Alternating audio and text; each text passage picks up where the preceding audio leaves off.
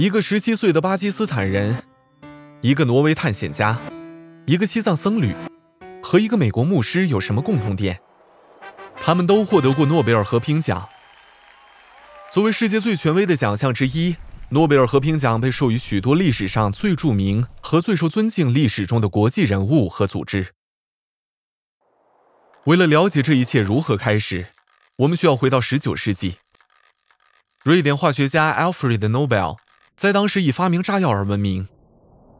这项突破性发明使他开启了成功的发明家和商人的事业。30年后，他变得非常富有，但是他一生未婚，也没有孩子。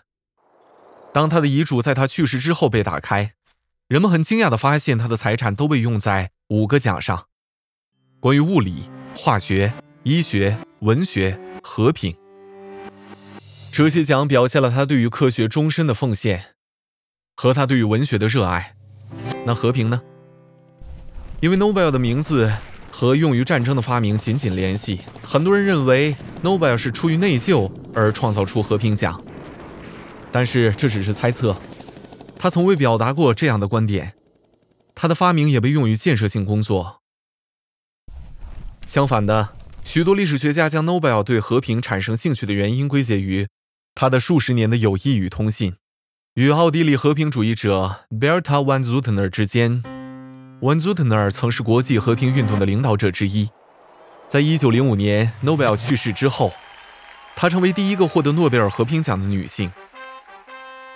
Nobel 在遗嘱里列了3条和平奖的标准，不像其他在瑞典颁发的奖项，和平奖在挪威颁发，裁减军备、组织和平会议及促进民族国家友好。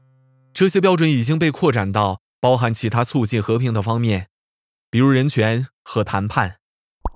和平奖不是只能颁发给一个人，大概有1/3的诺贝尔和平奖由2或3个获奖者分享。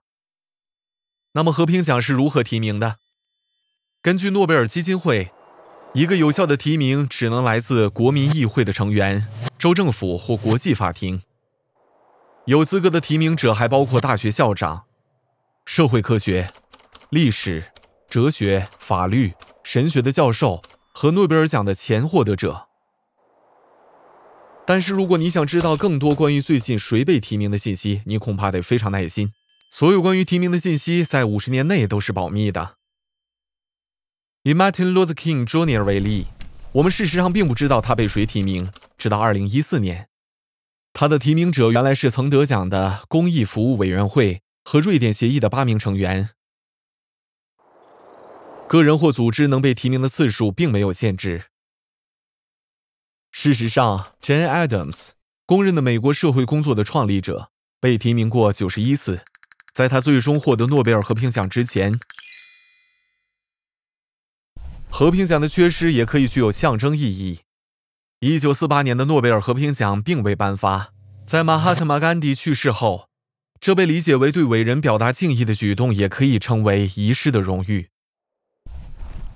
与其他诺贝尔奖一样，和平奖不能被颁发给已逝者。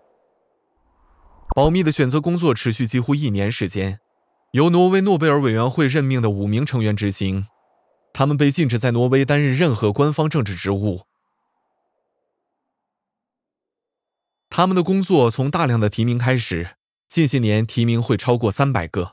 他们评估每位候选人的成就，并创建一个短名单，最后由诺贝尔委员会主席在10月公开宣布获奖者。颁奖仪式在12月10日 ，Alfred Nobel 的逝世纪念日举行。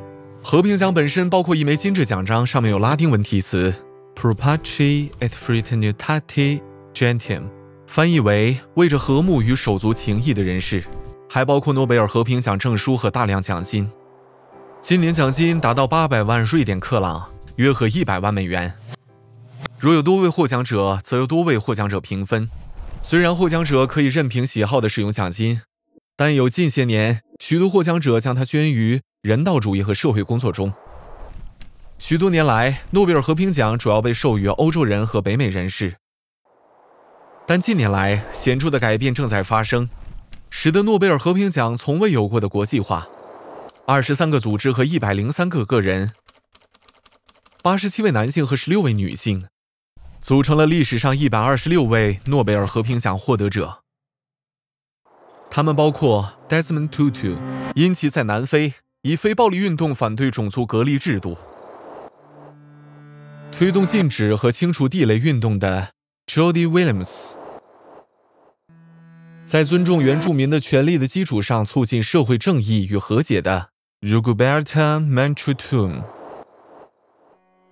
缓解国际冲突努力的 Martin Altisari 在纳米比亚、科索沃和印度尼西亚，以及 Aung San Suu Kyi， 以非暴力斗争促进缅甸民主和人权。